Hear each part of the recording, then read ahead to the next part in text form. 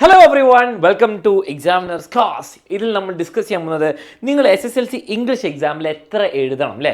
നിങ്ങൾ എഴുതി കൂടുതൽ എഴുതാൻ പാടില്ല, പക്ഷേ എഴുതാതിരുന്നാൽ മാർക്ക് കുറയുന്നുള്ള പേര് ഡോണ്ട് വറി. എത്ര എഴുതണം എന്ന് ഏകദേശം ഒരു കറക്റ്റ് ഐഡിയ ഞാൻ പറഞ്ഞുതരാം. ഓക്കെ, ഫസ്റ്റ് തന്നെ നിങ്ങൾ മനസ്സിലാക്കേണ്ട നിങ്ങൾക്കൊരു ആൻസർ അറിയുമെങ്കിൽ, ഓക്കെ ഫോർ എക്സാമ്പിൾ നിങ്ങളൊരു ക്യാരക്ടർ സ്കെച്ച് അറിയുമെങ്കിൽ ആ ക്യാരക്ടർ സ്കെച്ചിനെ പറ്റി എഴുതാൻ നോക്കുക. നിങ്ങൾക്ക് ഈ ചാപ്റ്ററിലെ അന്ന് രാവിലെ സൂര്യൻ ഉദിച്ചിട്ട് വൈകുന്നേരം അതല്ല എഴുതണ്ട, ക്യാരക്ടറിനെ പറ്റി എഴുതാം. ഓക്കെ, ഇനിയിപ്പോൾ നെറേഷനെ പറ്റി പറയുകയാണെങ്കിൽ നെറേഷൻ എഴുതാം.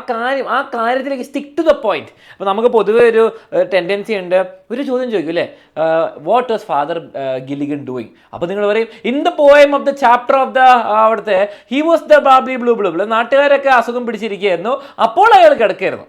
അത്രയും കഷ്ടപ്പെട്ട് ചെറിയ ക്വസ്റ്റ്യൻ ആണ്, സ്ട്രെയിറ്റ് ടു ദ പോയിന്റ് എഴുതുക. ഓക്കെ, അപ്പം എവിടെയൊക്കെ നിങ്ങൾക്ക് അറിയില്ല അതിനകത്ത് എക്സ്പാൻഡ് ചെയ്യണം, വേർഡ്സ് കൂട്ടണമെങ്കിൽ മാത്രം നിങ്ങൾ ആവശ്യമില്ലാത്ത കാര്യങ്ങൾ എഴുതിയെടുക്കുക. ഓക്കെ, പറ്റുമെങ്കിൽ അത് അവോയ്ഡ് ചെയ്യുക. പിന്നെ മക്കളെ, നിങ്ങൾക്ക് ചാപ്റ്റേഴ്സിന് മൊത്തം കാര്യങ്ങൾ പോയിംസ് മൊത്തം പഠിപ്പിച്ചിട്ടുണ്ട്. കഴിഞ്ഞ ദിവസത്തെ ലൈവിൽ റൈറ്റിങ്ങും റൈറ്റിങ്ങിൻ്റെ മൊത്തം ലൈവ് ഇന്ന് വൈകുന്നേരം 7:30 വരാൻ മറക്കരുത്. ഗിറ്റാറും ഉണ്ടാവുന്നതായിരിക്കും, നിങ്ങളുണ്ടാവണം. പിന്നെ ഗ്രാമർ നാളെ രാവിലെ നമ്മൾ ചോദ്യങ്ങൾ ചെയ്യും, കാരണം ഗ്രാമറിൻ്റെ ലൈവ് കഴിഞ്ഞ ദിവസം ചെയ്ത്. പിന്നെ കുറേ വീഡിയോസ് വരുന്നുണ്ട്, ചെക്കൗട്ട് ചെയ്യാൻ മറക്കരുത്. വളരെ ഇമ്പോർട്ടൻറ്റ് കാര്യങ്ങളാണ്, കുറേ വീഡിയോസ് ഉണ്ട് കേട്ടോ. ഓക്കെ, ഇനി നിങ്ങൾ ഫസ്റ്റ് തന്നെ നിങ്ങൾ മനസ്സിലാക്കണം, നിങ്ങളൊരു ലൈനിൽ എഴുതുന്നതിൻ്റെ എത്ര ആവറേജ് വേർഡ്സ് ഉണ്ട്. പൊതുവേ ഞാൻ പറയാം, നിങ്ങൾക്ക് 10 ലൈൻ എഴുതണം. കണ്ടാൽ നമുക്ക് അങ്ങനെയാണ് ഒരു ടീച്ചർ ഇവാലുവേറ്റ് 10 ലൈൻ 20 ലൈൻ എന്നൊക്കെയാണ്. അപ്പം നിങ്ങൾ ഒരു ലൈനിൽ ആവറേജ് എഴുതുന്നത്. ഓക്കെ, ഒരിക്കലും നിങ്ങൾ ആൻസർ എഴുതി കഴിഞ്ഞിട്ട് എല്ലാം ഇങ്ങനെ എൻ്റെ ഇവിടെ 10, ഇവിടെ 12, ഇവിടെ 13, ഇവിടെ 9 അങ്ങനെ ഓരോ ലൈൻ ഇങ്ങനെ എണ്ണരുത് കേട്ടോ. അത് വെറും മണ്ടത്തരാണ്, അവിടെയാണ് സമയം പോകുന്നത്. ഓക്കെ, നിങ്ങളിപ്പോൾ പൊതുവേ ഞാനിപ്പോൾ എഴുതുമ്പോൾ എക്സാമിലൊക്കെ 10 ലൈനായിരുന്നു, 10 വേർഡ്സ് പെർ ലൈനായിരുന്നു. ഓക്കെ, ഒരു വേർഡിൽ 10, ഒരു ലൈനിൽ 10 വേർഡ്സ് ഉണ്ടാവും. ഓക്കെ, ഹാൻഡ് റൈറ്റിംഗ് ചെറുതായവർക്ക് 15 വേർഡ്സ് ഉണ്ടാവും പെർ ലൈൻ. ഓക്കെ, ചിലവർക്ക് എന്താണ് 20 ഉണ്ടാവാറുണ്ട്, പക്ഷെ മോശമായിരിക്കും. ശ്രദ്ധിക്കേണ്ട കാര്യം എന്ന് വെച്ചാൽ നിങ്ങൾ വളരെ ചെറുതായിട്ട് ഐ ആം ദ ഇങ്ങനെ എഴുതി 30 വേർഡ്സ് ആക്കാൻ നോക്കരുതല്ലേ.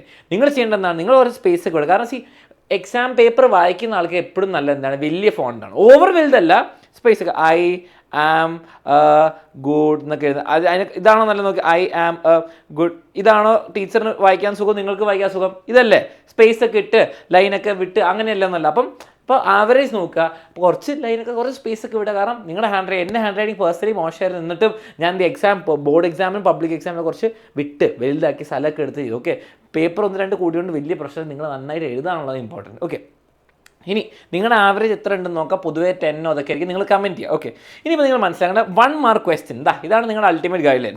1 മാർക്ക് ക്വസ്റ്റ്യൻ എന്താണ് ചെയ്യേണ്ടത്? ഇപ്പോൾ ഗ്രാമർ ക്വസ്റ്റ്യൻ, എഡിറ്റിംഗ് ക്വസ്റ്റ്യൻ ആണെങ്കിൽ ആൻസർ മാത്രം എഴുതുക. ഫോർ എക്സാമ്പിൾ കോൺവെർസേഷനിലാണെങ്കിൽ ഇസിൻറ്റ് ഇറ്റ് അല്ലേ, നിങ്ങളുടെ കോൺവെർസേഷൻ ക്വസ്റ്റ്യൻ ടാഗാണ് ഇസിൻറ്റ് യു അല്ലെ ഇസിൻറ്റ് ഇറ്റ് ആയിരിക്കും അല്ലേ, ഇസിൻറ്റ് ഇറ്റ് അത്രേ ഉള്ളൂ.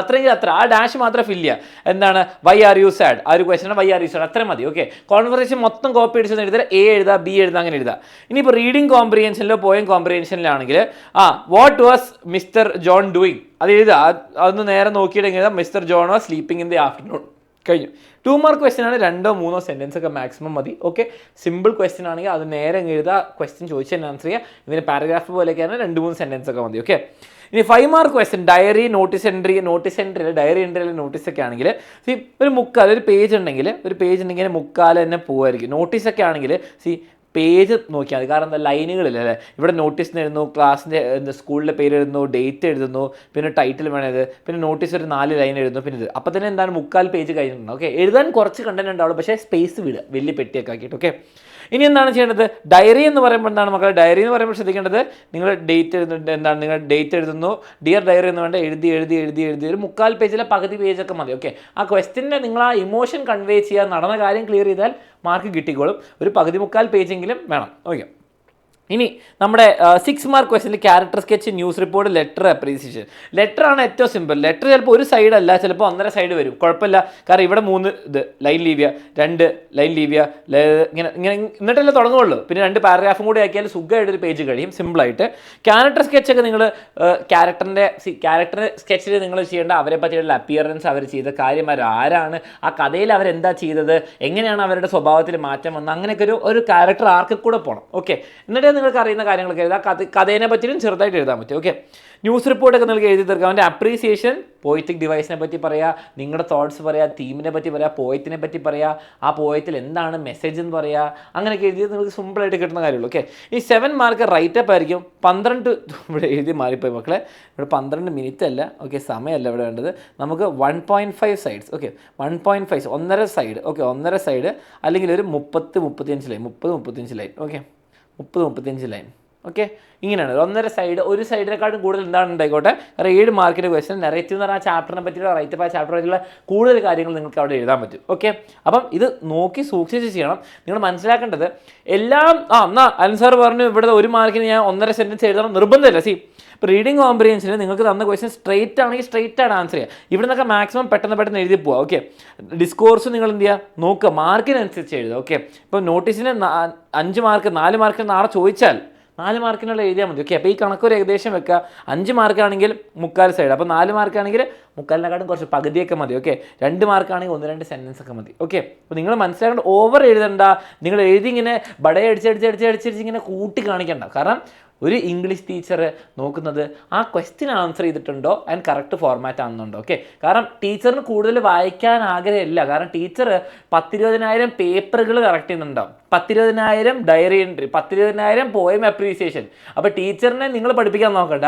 നിങ്ങൾ ചെയ്യേണ്ട നിങ്ങൾക്ക് അറിയുന്ന കാര്യം കൃത്യമായിട്ട് ടു ദ പോയിന്റ് എഴുതുക. നിങ്ങൾക്ക് തോന്നുന്നത് വളരെ ഷോർട്ടാണ് ഞാൻ പറഞ്ഞ കണക്കാണ്. അങ്ങനെയാണെങ്കിൽ ആ ചാപ്റ്ററിനെ പറ്റിയിട്ടൊക്കെ കുറച്ചിട്ടിട്ട് ഇമ്പോർട്ടൻറ്റ് കാര്യങ്ങൾ മാത്രം ഇട്ടിട്ട് ചെയ്യാം. ഓക്കെ, അപ്പോൾ ഇത് ഇഷ്ടപ്പെട്ടിട്ടുണ്ടെങ്കിൽ എല്ലാവരും കമൻറ്റ് ചെയ്യുക. നിങ്ങൾക്ക് എത്ര, ഇപ്പം നിങ്ങൾ മനസ്സിലായി എത്ര പേജ് എഴുതണം, എത്ര എത്ര എഴുതണം. ഈ ടൈം മാനേജ്മെൻറ്റ് നിങ്ങൾ അവസാനത്തെ 5 മിനിറ്റ് എക്സാമിന് എപ്പോഴും ഇങ്ങനെയാണെങ്കിൽ അത് കമൻറ്റ് ചെയ്യുക. ടൈം മാനേജ്മെൻറ്റ് എത്ര ടൈം എവിടെ സ്പെൻഡ് ചെയ്യണം എന്നുള്ള ആൻസർ വേണമെങ്കിൽ കമൻറ്റ് ചെയ്യുക. അടുത്ത വീഡിയോ അതിന് വരാം.